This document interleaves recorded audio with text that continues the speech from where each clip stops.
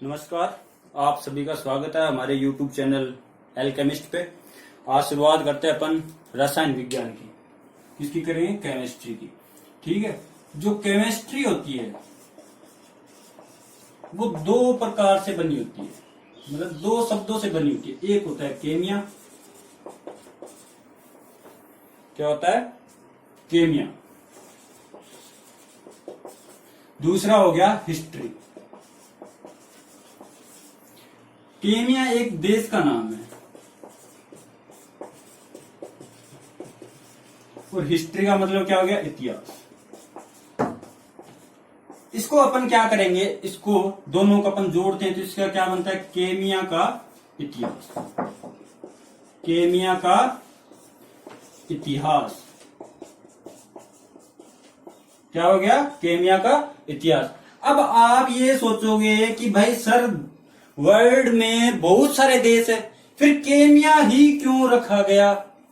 क्योंकि इसलिए रखा गया क्योंकि तत्वों की सबसे पहले खोज कहां हुई थी? केमिया में ही हुई थी। कहां पे हुई थी?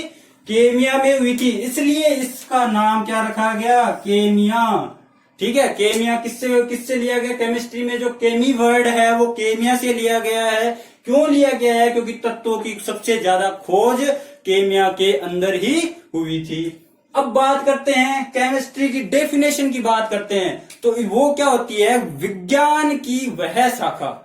क्या होगा? विज्ञान की वह शाखा जिसके अंतर्गत पदार्थों के संगठन और गुणधर्म की क्रिया का अध्ययन किया जाता है, उसे क्या कहते हैं? रसायन विज्ञान कहते हैं। अब इसकी डेफिनेशन के अंदर एक क्या है? वर्ड आया पदार्थ।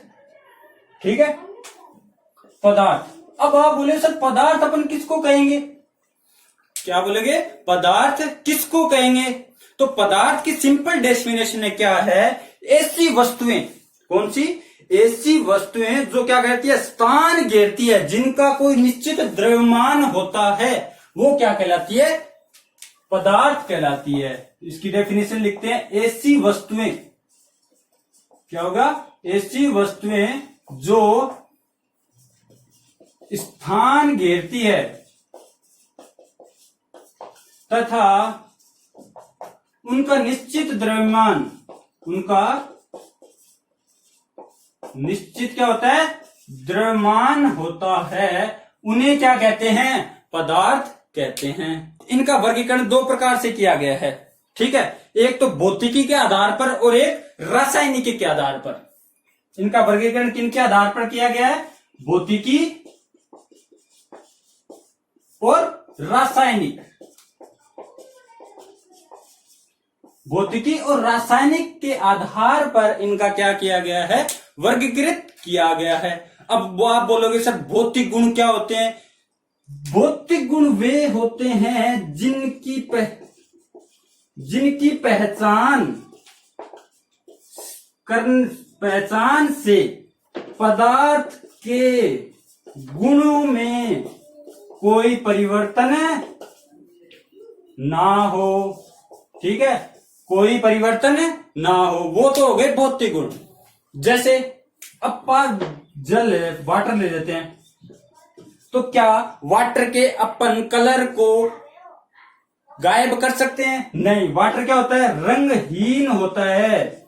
ऐसा थोड़ा है कि आज मैं एक बोतल के अंदर पानी भर के गया तो 2 दिन बाद वापस आया तो उस पानी का रंग क्या हो गया? काला हो गया। ऐसा हो सकता है? क्यों नहीं होता? क्योंकि वह उसकी कौन सी प्रॉपर्टी है? भौतिक प्रॉपर्टी है, फिजिकल प्रॉपर्टी है। फिजिकल प्रॉपर्टी कभी भी चेंज नहीं होती है।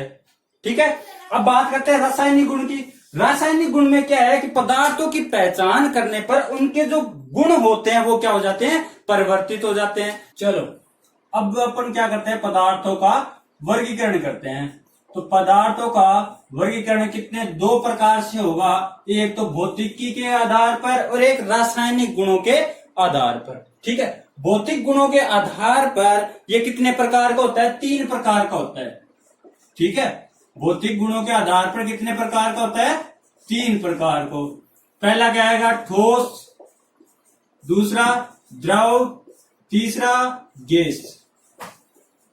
ठीक है, ये 3 प्रकार के हो गए। अब क्या होगा कि रासायनिक गुणों के आधार पर, रासायनिक गुणों के आधार पर ये 2 प्रकार का होता है। पहला कौन सा हो गया, मिश्रित, दूसरा शुद्ध, शुद्ध पदार्थ। अब सुनो, पदार्थ का आपने क्या बोला कि वह वस्तु जो स्थान घेरती है और जिसका कुछ ना कुछ निश्चित द्रव्यमान होता है, उसे क्या कह दिया, पदार्थ कह दिया। अब पदार्थ भौतिक और रासायनिक गुणों के आधार पर कितने प्रकार के होते हैं वो पढ़ते हैं। तो भौतिक गुणों के आधार पर तो 3 प्रकार के हो गए। कौन सा हो गया, एक ठोस हो गया, द्रव हो गया और गैस हो गया। अब देखो, ठोस होता है उसकी आकृति और आयतन क्या होते हैं, निश्चित होते हैं। ठोसों के क्या होते हैं, उनके आकार और आयतन क्या होते हैं, निश्चित होते हैं। जबकि गैसों की आकृति, गैस की आकार क्या होता है, अनिश्चित होता है। आकार क्या होता है, अनिश्चित होता है, लेकिन आयतन होता है उनका निश्चित। आयतन क्या होता है उनका, निश्चित होता है। अब गैस की बात करते हैं, तो गैस की बात करते हैं तो उसमें ना तो आकार निश्चित होता है और ना ही आयतन निश्चित होता है। इसके अंदर कोई भी निश्चित नहीं होता। इसका ना तो आकार निश्चित होता है ना आयतन निश्चित होते हैं। तो अब मैं आपको बताता हूं कि भाई ठोसों के अंदर ये आकार और आयतन निश्चित क्यों होता है। अब ठोस के जो अणु हैं, देखो कि भाई ठोस के 2 मॉलिक्यूल ले लिए मैंने, उसके अंदर जो अणु है वो बिल्कुल पास पास सटे हुए होते हैं। वो पास पास किस वजह से सटे होते हैं, क्योंकि उनके मध्य में अंतरा आणविक आकर्षण बंध क्या होते हैं, प्रबल होते हैं, जिसकी वजह से वो एक दूसरे से टाइटली बॉन्डेड रहते हैं, मतलब टाइटली जुड़े हुए रहते हैं। इस वजह से इनका आकार और आकृति क्या होती है, आकार और आयतन निश्चित होता है। अब द्रव की बात करते हैं। अब देखो, मैंने 1 बाल्टी क्या लिया, पानी लिया, ठीक है। उसी 1 बाल्टी पानी को मैंने टब में डाल दिया, उसी 1 बाल्टी पानी को मैंने किसमें, होद में डाल दिया। अब उसका वॉल्यूम तो क्या है, फिक्स है, कितना है, 1 बाल्टी, उसका वॉल्यूम तो फिक्स है, लेकिन उसका आकार क्या हो रहा है, निश्चित, अनिश्चित है। ठीक है, आकार अनिश्चित कैसे, पहले मैंने उसमें बाल्टी में डाला तो वो किसका आकार ले लिया, उसने बाल्टी का आकार ले लिया। उसके बाद मैंने टब में डाला तो वो किसका आकार ले लिया, टब का आकार ले लिया। उसके बाद मैंने किसके, होद में डाला तो होद का आकार ले लिया। अब बात करते हैं गैस के। तो गैस का ना तो आकार निश्चित होता है ना ही आयतन निश्चित होते हैं। क्यों, क्योंकि इस गैस के अंदर मॉलिक्यूल होते हैं वो बहुत दूर दूर तक प्रेजेंट होते हैं। मतलब इनके मध्य जो अंतराण्विक आकर्षण बंध या इंट्रामोलिकुलर फोर्स होता है वो बहुत ही कम होता है, नेग्लिजिबल के बराबर होता है, नगण्य के बराबर होता है। इस वजह से इनका आकार और आयतन निश्चित नहीं होता है। अब देखो, इनका आकार और आयतन निश्चित क्यों नहीं होता, क्योंकि अगर जो मान लो मैं एक कमरा है, कमरे के अंदर एक कोने में इत्र रख देता हूं, मतलब उस परफ्यूम रख देता हूं, तो उस परफ्यूम की सुगंध पूरे कमरे में हो जाती है।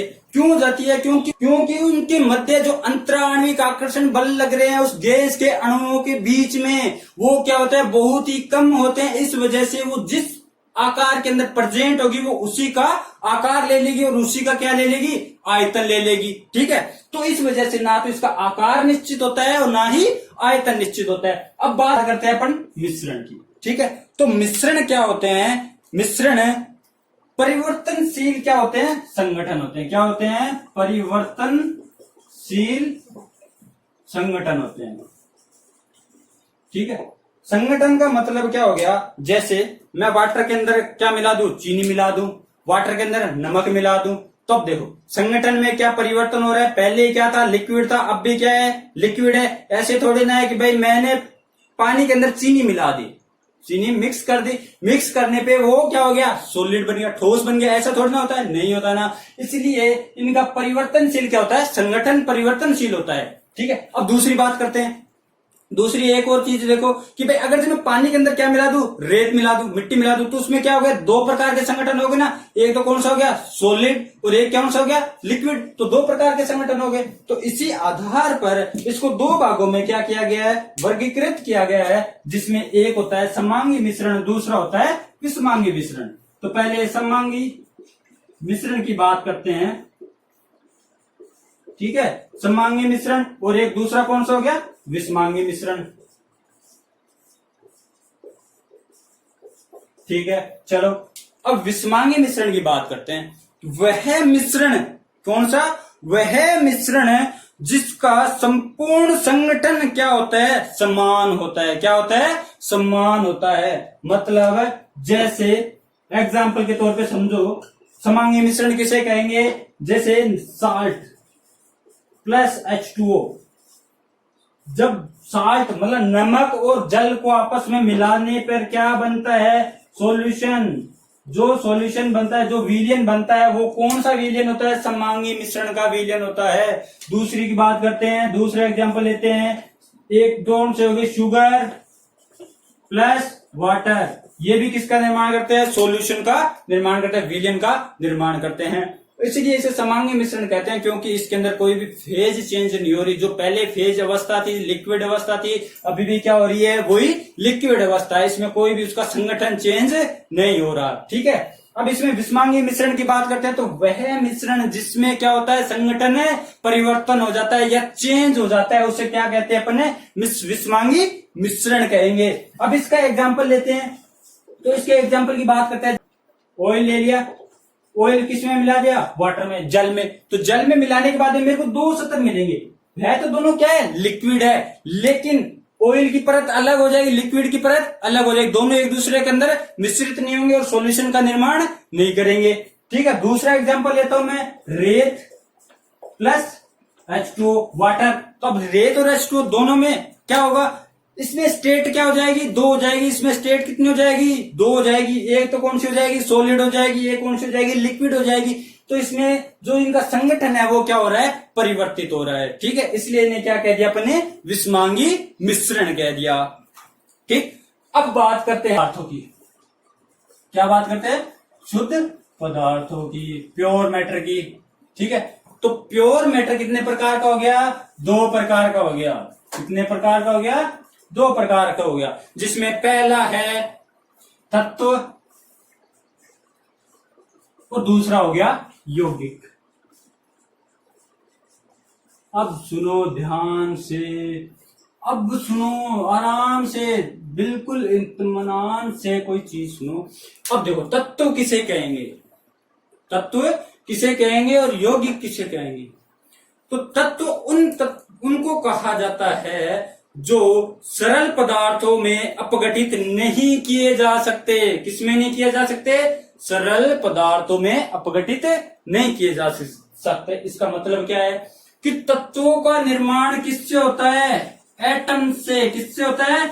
एटम से। दो या दो से अधिक एटम आपस में मिलकर किनका निर्माण करते हैं? तत्वों का निर्माण करते हैं। तत्व समान भी हो सकते हैं और असमान भी हो सकते हैं। ठीक है, अब इसमें क्या बोला मैंने कि वह, क्या बोला? वह पदार्थ जो अपघटित नहीं किए जा सकते, उन्हें क्या कह दिया? तत्व कह दिया। वो अपघटित क्यों नहीं किए जा सकते? वो किससे मिलकर बने होते हैं? परमाणुओं से मिलकर बने होते हैं। ठीक है, अब यौगिक की बात करते हैं। तो यौगिक वे पदार्थ है जिन्हें अपघटित किया जा सकता है। क्या क्या कर सकते हैं? अपघटित किया जा सकता है। इन्हें क्या कह दिया? यौगिक कह दिया। अब यौगिक है, यौगिक को अपघटित क्यों किया जा सकता है? ये क्वेश्चन आता है। क्यों? क्योंकि वो किससे मिलकर बने होते हैं? तत्वों से मिलकर बने होते हैं। किससे मिलकर बने होते हैं? तत्वों से मिलकर बने होते हैं। कौन सा आ गया? Hydrogen, helium, beryllium, boron, carbon, nitrogen, oxygen. ये तो क्या हो गए? तत्व हो गए। ठीक है, अब ये तत्व है। ठीक, अब यौगिक की बात करते हैं। तो यौगिक में जैसे H2O, CO2 और क्या हो गया? Acetic acid. ये क्या हो गए?